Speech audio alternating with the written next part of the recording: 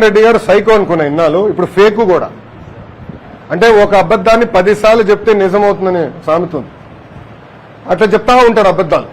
అందుకే ఫేక్ జగన్ అని ముద్దుగా పేరు పెట్టిన. మీరు చూస్తే మన ఎన్డీఏ ప్రభుత్వం వచ్చిన తర్వాత రోజుకు ఒక అబద్ధం వాళ్ళు చెప్తారు. ఒక ఉదాహరణ, అంబేద్కర్ గారి విగ్రహం దగ్గర అక్కడ ఏమైంది? అంబేద్కర్ గారి పేరు కన్నా జగన్మోహన్ రెడ్డి గారి పేరు పెద్దగా ఉంది. బాధపడిన కొంతమంది దళిత యువకులు వెళ్ళి అది పీకేశారు. ఏం పీకేశారు? జగన్మోహన్ రెడ్డి గారి పేరు పీకేశారు. తొలగించింది జగన్మోహన్ రెడ్డి గారి పేరు, ఇంకేం చేయలేదు వాళ్ళు. ఒక ఇటుక ఎరగలేదు అక్కడ, ఒక చెట్టుకి ఎలాంటి ఇబ్బంది లేదు. కానీ ఇప్పుడు అది పెద్ద గోల్ చేస్తున్నారు, ఏదో అయిపోయింది. ఈ సభాముగా అడుగుతున్న వాళ్ళందరినీ.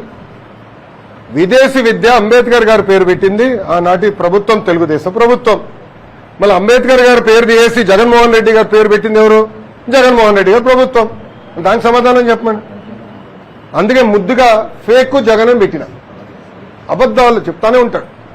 2019 అబద్ధాలు చెప్పే ముఖ్యమంత్రి అయ్యాడు. ప్రతిపక్షానికి వచ్చిన తర్వాత కూడా, పులివెందుల ఎమ్మెల్యే అయిన తర్వాత కూడా అబద్ధాలు ఈరోజు చెప్తున్నాడు.